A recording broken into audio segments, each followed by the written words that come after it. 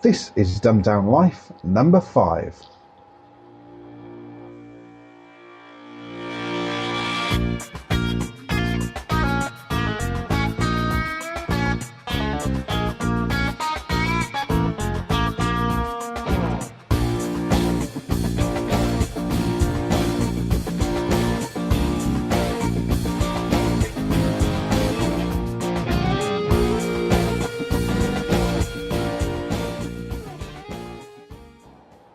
Now, for this show, we have a guest presenter. Neither Darren nor Doug could make it this week, so we thought we'd invite a friend in to have a little chat with us. Hello, Ben. Hello, Lance. How are you doing? I'm very well. Yourself? Yeah, not so bad, thanks. Not so bad. Good. Now, Ben is an ex-station controller for a university radio station. It was in Bradford, wasn't it? That's right, yeah, Bradford, up north. Up there north. So Yeah. he's probably less or more qualified to be doing this kind of thing than we are, but he's just here as a guest. Well, yes, So- age before wisdom, as they say. And yeah, I'm definitely the age before the wisdom, aren't I? Well, we've known each other for a good 20 years. Well, yes, we have, but you were 3. And That's a there's good a point. story that probably needs explaining, but I don't think I will. Let's leave it to the listener's imagination. Right, on to the first topic. Now, you've moved around quite a bit, haven't you, Ben, in your I have short indeed. life? Yes. Now, when you've going from one place to another, has it ever happened where you've had to spend a period of time, you've had to leave wherever you're living, but you can't move directly into your new place yet? Has that ever happened to you? Yeah, it happened this summer, actually, Right. So where did you stay? with my mum. With your mum. So you wouldn't consider moving into Ikea? Can't say it's ever crossed my mind. Well, this is what Mark Malkoff did. He's a comedian in America, and he was having his flat fumigated. He wasn't actually moving out, he was having it fumigated, and it was going to take 2 weeks for whatever powders and chemicals they used to sort of disappear so he could move back in. So stuck with somewhere to live, he contacted his local Ikea store and said, can I move in? And the Ikea store said, yeah, sure, why not? Well, I suppose it's a good demonstration on how, their products are actually used in real life. Yeah, I guess so. So, yeah, he moved in. He said it felt like he was on the set of Friends, because none of his rooms had 4 walls to them. It was a bit like David Blaine in the glass box, isn't it? Yeah, and this is actually it, because he was actually living in the store and being in the store while the customers were walking around. So they sort of follow the little footsteps that you get in Ikea, round a corner into the bedroom section, and there's this bloke lying on the bed with his clothes in the wardrobe and sort of books on his nightstand and all sorts. He actually lived in a couple of the rooms. He did roll up. Well, yeah, this is it. And as people would walk by, he'd sort of stop and have a chat with them and sort of say, how he's found the bed sleeping on. He's actually sort of road testing the equipment for people. But he said he did come up with a few problems while he was there, because none of the sinks work, none of the toilets work, none of the baths work, and none of the tellies work. The kitchens don't work. Being in the middle of a shop, that kind of makes sense. Yeah. So basically, he microwaved his food in the staff kitchen and Right. used their facilities. What he did for showers, I don't know. I don't know whether IKEA have showers for their staff or what, but I don't know. But so he'd wander into their thing, microwave their food, come back out and sit at one of the tables and the sort of dining room sets and eat his dinner. And to pass the time at night, Apparently, he played laser tag with the security guards. That's brilliant. Um, Oh, that's fantastic. he does seem to be something. Have you ever heard of Dave Gorman? Yes, yeah, he did the Google Whack thing. That's it. And the My Name is Dave Gorman, where he went all over the world finding other people with his name, Dave Gorman. Yes, yeah. He seems to be an American version of him because he's done a documentary. Oh, by the way, he's filming all his time in Ikea and making a bit of a documentary out of it. Right. But he also did one called 171 Starbucks, where he visited all of the coffee chains in Manhattan in a single day. So Manhattan has 171 Starbucks. That sounds about right, really. I mean, you can't go around a corner here in London without bumping into one. Yeah, so, but yeah, he did that kind of thing. So I guess he's the American Dave Gorman, but I saw that on the internet and just thought it was quite a strange thing to be doing. Yeah, but I guess well, that is quite odd. I guess if he's if he's filming this and selling it to some studio, it'll probably pay for his fumigation, won't it? Yeah. Although if he's already done documentaries and stuff, I'm sure he's probably not badly off for money. Well, you wouldn't have thought so, would you? No. Maybe I should think about that, you know. I'm moving in June. I should contact MFI and see if they can help me ease the transition period. Yeah, I'm not sure MFI's stuff is built as strongly as IKEA's, though, is it? Well, see, I don't know. See, IKEA stuff you can put up in 20 minutes and it's all flat packed.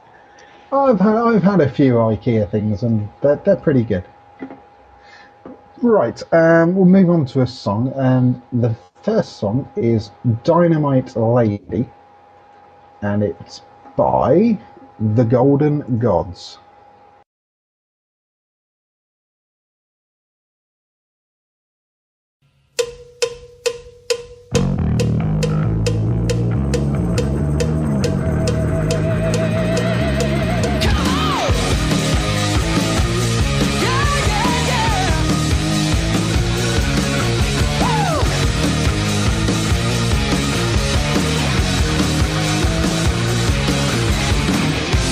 Years of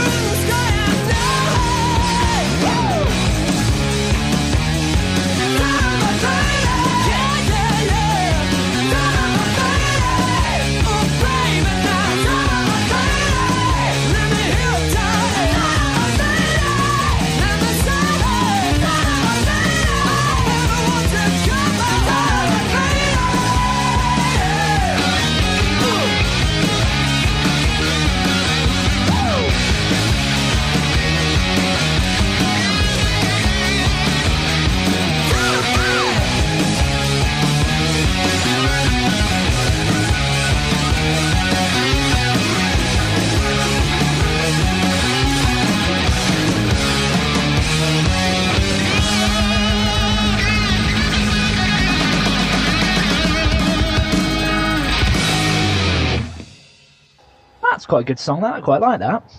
It's very mid-80s, isn't it? Yeah, it's. I couldn't have said it better myself. Really, it's. It's a nice track. I like that. I was bopping along in my seat. Yeah, well, I'm not sure if they're on iTunes. I would very much suspect that they are, but we'll be putting a link in the show notes to their website. And Right. talking of websites, we've been getting some feedback. We finally got some feedback for our show. Ooh. The only problem with that is, it was from you. Right. So the only feedback you got was from me last week. Yeah. Yep. We liked Wow. it. We liked the fact that you commented so much that we invited you onto the show. Well, yes, it wouldn't have been for my good looks or winning personality, would it? So, if anybody would like to contact us, you can contact us on our email, which is ddl.podshow@googlemail.com, or you can visit our website at ddl.podshow.com, or you can give us a call on 0207 1932 982. And please, please, please send us a comment, because we'd love to hear what anybody thinks of this show. And as a guest, I can say that all three of them are really nice guys. Well, two of them. Well, one of them, maybe. But... Oh, you've met Darren, haven't you? Yeah, he's a nice guy, isn't he? Yeah, I've not met Doug, but yes, I've met Darren. A lovely bloke. Actually, the picture that we're going to use as the album art for the show is of a trip that Darren, Ben and I had down in London earlier on, or middle of last year, to a Star Wars convention. Now you're making us sound like geeks. That's yeah. We are geeks, Ben. There's no hiding it. We are definitely geeks. That's a good point. I can't really, do work with Microsoft and then claim not to be a geek. Absolutely. You're probably the geekiest one of the lot of us, to be fair. I'm also the prettiest. Oh, I'm not so certain about that. Like you said, you've never met Doug. Oh, I suppose. Anyway, what is it you've got to talk to us about? Well, I want to talk to you about fanboys. Just elaborate on that a little bit, really. Mostly want to talk about brand loyalty, because it's something that's really got my goat this week, and I've been talking to a lot of people about it, so I thought I'd share it with you as well. Okay. I'm sure at some point in all of our lives we've encountered certain enthusiasts, people who will queue up for 3 days and spend £700 on the latest Apple product, even though it's exactly the same as the one they've got, but with an extra bit on it. People that walk around wearing Penguin t-shirts because they think that breakfast cereal should be open source, and all those people that just after it launched said, "Oh, I hate Windows Vista, it's awful," even though they'd never actually used it or even bothered to research it in a fair and balanced way. So a fanboy. You're not talking about me there with the Vista thing, are you? No, I'm not. No, you were actually not too bad when I was talking to you about Vista when it launched. But some people you meet who are just like, "Oh, I hate Vista." Oh, well, why? What do you hate about it? "Oh, it's just rubbish." How do you know? "Oh, I don't know. I'm never going to touch it." I'm like, well, that's really well thought out. They should go off and be MPs, people like that. And the uninformed opinion. Well, absolutely. I mean, take me, for example. I am a Microsoft partner, but I don't live, breathe, eat, and drink Microsoft. I guess most people can say that no matter how much Microsoft stuff they have, no matter how much Microsoft technology they use and they love, there's something not Microsoft that they have or own or like or say. For example, up until yesterday, I had an iPod. The pickpockets on the tube did rob me of that, but I had an iPod. I'm going out tomorrow to buy my very first MacBook Pro. Granted, I'm going to be running Windows on it as well, but I've got no qualms. I don't break out in a cold sweat going near an Apple product like some PC fanboys do. Yeah, I do find, in my experience, the Mac fan base is probably a little bit more fanatical than the PC ones are. Well, yes. I mean, I've done a lot of research before I decided to go with getting a MacBook Pro, and a lot of people that I've spoken to are very, very, very anti-PC, even though with the Intel processors, a Mac is fundamentally a PC with a different operating system on it and a nicer case. I think the thing with Macs is that unlike PCs, Mac is a brand, isn't it? It's a brand in its own right. Whereas a PC, PC can be made by anyone. Yeah, you've got a Sony PC, you've got a Dell PC. There isn't one manufacturer. Whereas you've got a Mac, it's an Apple, isn't it? It can't be anything else. So that's you've got, say, a million users of PCs. That's not going to be a million of one brand, is it? Whereas you've got a million Mac users, they're all Apple, so they become there's sort of like the army's a bit bigger, isn't it? Well, exactly. I think that when people say Microsoft versus Apple, you have to remember that Microsoft fundamentally don't make PCs. They make hardware. I mean, you've got the Zune, you've got Xbox 360, but they don't make PCs. No, they make software. That's for all the individual people like Dell and Sony and all those others that you mentioned. So, I think that it's a bit unfair, really, this whole brand loyalty thing. But really, I mean, because life's unfair. But it's really got my goat this week that I actually think we've come to the conclusion that brand loyalty and fanboys are actually destructive to the IT industry. I think that if we're not careful, I think that fanboys and brand loyalty could really do a lot of damage to computing over the next 20 years. I mean, looking ahead, I mean, I'm an IT teacher as well. I teach IT at secondary school, and I'm constantly looking ahead, looking forward, trying to prepare people for kind of their lives in the world of IT. Right. And if you're a fanboy, you're kind of trying to keep things the way they are in a way. You're saying, this is the product that I follow. This is the product that I will buy. I will not look at another product like, no, Vista's rubbish. I'm not even going to look at it because I have this narrow-minded opinion of this is the software I'm going to use. This is the hardware I'm going to use.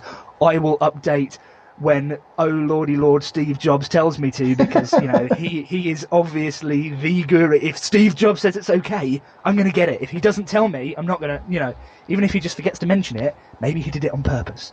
So, I do think that does work on both sides of the coin, doesn't it? In that people fall down and worship at the feet of Bill Gates.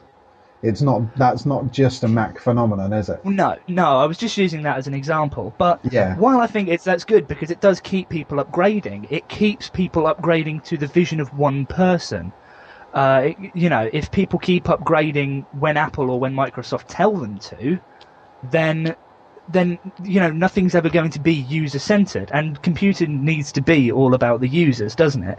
I mean, especially when we're getting into the digital home and all of that stuff that's coming up. I mean, a company as big as Microsoft or a company as big as Apple, they need to constantly innovate and explore new things, and they need to listen to the users, and they need to be kind of putting all of this into the next products. And I think, it's a big part of change is looking at what your competitors are doing, looking at cooperation, forging new alliances, new ways of doing things, and maybe acknowledging that if you're an Apple fan, maybe Microsoft, or if you're a Microsoft fan, maybe Apple also actually has a good point or a valid idea, even if you're still competing against them in the long run. So I think that attitude needs to change a little bit so that the big companies can actually work together a bit better and innovate and kind of I think that's becoming forward quite a lot. Yeah, I think that's becoming more the case on the internet with companies such as Google. Now, Google were always touted as sort of the independent guys, the out there guys doing something a little bit different, and they've pretty much become as big a behemoth as Microsoft and Apple have now. They've bought out everyone, independent and small, really, haven't they? They're huge. They've become the corporation. But I do think that they've become the things that they're doing with the Google Office and the sort of online stuff that you can do using Google, I think it's absolutely brilliant. And Well, yeah, it is a good tool. I think that's the direction that Microsoft and Apple should be going. Not so much the software on your machine, but the collaborative tools that. They are in a way as well, because on a Mac you've got Entourage, which is a great collaboration tool that's just had a new version released that's just got a lot better. On a PC you've got Groove. You've also got lots of online-based things. I mean, at schools, we're using things called VLEs, virtual learning environments, where all of that's being taken to the net so students can do anything, anywhere. And all these things are coming into play, that kind of stuff, which is great. I just think that while the technology is changing for the better, I think that if the attitudes of the people that will just sit there on forums and flame Vista, or sit there on forums and flame OS X, I think it's the uninformed opinion, or the diehard, because it's Microsoft, I'm not going to like it. That's the attitude that sucks. Not that I've had a look at Vista. It's the uninformed opinion. Yeah. It's the uninformed opinion, and I think that we need that kind of. It would be great if someone could try and educate those really, really stupid people to actually having an informed opinion. You can't tell people what to think, but telling them how to think would be a good start. I think they can form opinions of themselves. So what you're saying is you'd like to teach the world to sing in perfect harmony. Yes, that's exactly what I'm saying. I'm a big fan of Turtle Doves and all Turtle Dove related franchises. You can tell that you're the son of a hippie. Yes. Yeah. Anyway, I mean, talking to round off, I was just going to say what I was saying about that. I mean, yeah, I love the fact that I get to go on about Microsoft products to people that I think are great. But I've got an iPod. I had an iPod. What music player do you use on your computer? iTunes. Yeah, me too. I'm getting a MacBook. That doesn't mean I'm going over to Apple because I'm going to be running Windows on it. I'm choosing the best options for me as and when on a personal level, and I'm researching into it. I just really wish that other people would do the same thing. Fair enough. We'll start a campaign, Ben. Yeah, that's it. I'm going to make some T-shirts. Anyway, talking of iTunes and Apple and music, the sad loss of your iPod. You might sympathise with a young girl from Washington D.C. I'll always sympathise with a young girl from Washington D.C. Her father bought her an iPod for Christmas, and there's Christmas Day. All the presents are under the tree. She opens this box, and it's in the nice black iPod box that you get. She opens it up, and there's no iPod in there. Oh, really? Yeah. Instead, there's a note in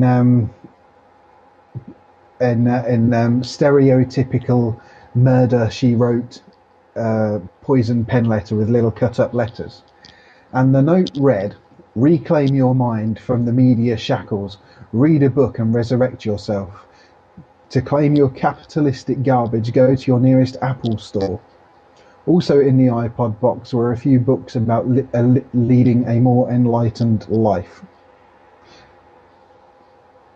Well, that's a new marketing ploy on Apple's front. Yeah, and apparently this is not the first time it's happened. It's happened before. Somebody has opened up an iPod box and found rocks. Well. Now she took it back. The father took it back to the Apple store, and they did refund the money, and she did end up getting her iPod.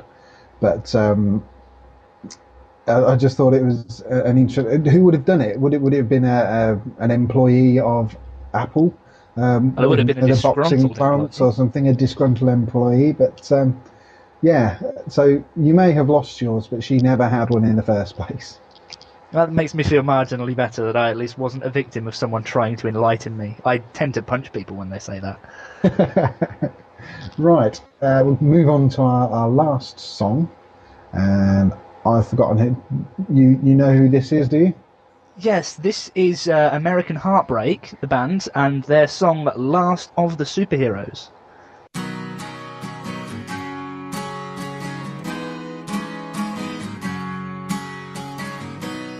We've seen them on TV our whole life.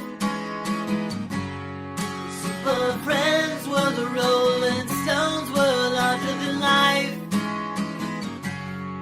I can be like anyone I see on my record album sleeve. Pistols and the Who, Dolls and Ramones, Tom Kushner on TV. We are the last of the superheroes. We are the last of the superheroes. The last of the superheroes of the 1970s.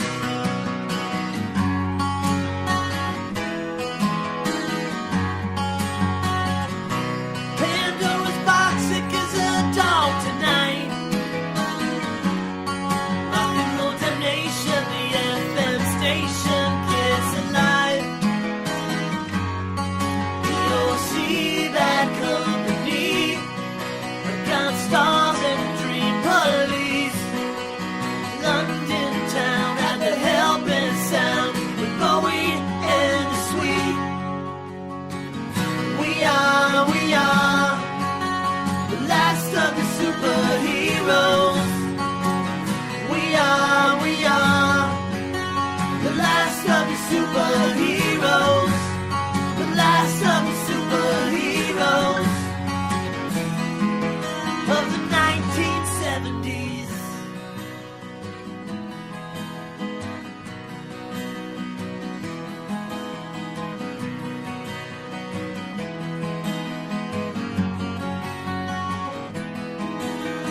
Sitting home alone with remote control in a cyber zone. No one left to call. No more superheroes of the 1970s.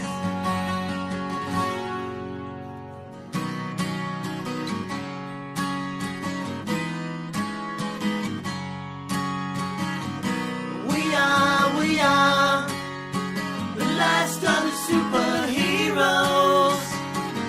We are the last of the superheroes. We are the last of the superheroes. We are the last of the superheroes. We are the last of the superheroes. The last of the superheroes of the 1970s. Right, well, that just about wraps the show up for this week. Thank you very much for listening, and thank you, Ben, for bailing me out and being the guest presenter. You're very welcome. Anytime you want me to come back, just let me know. I tend to just sit here in the dark, rocking backwards and forwards when I don't have stuff like this to do. Sounds just like me.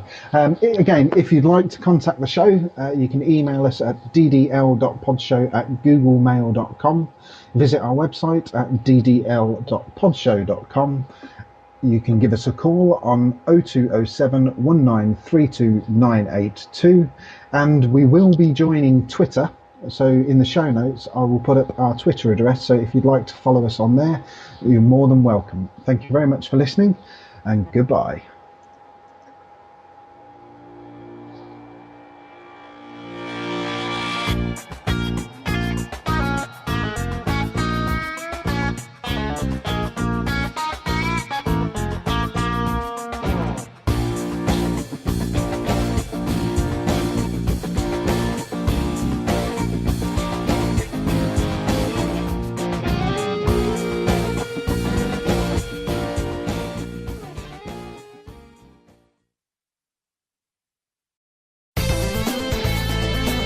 The best and the brightest, served up daily by the sharpest minds in content delivery, Podshow and Limelight.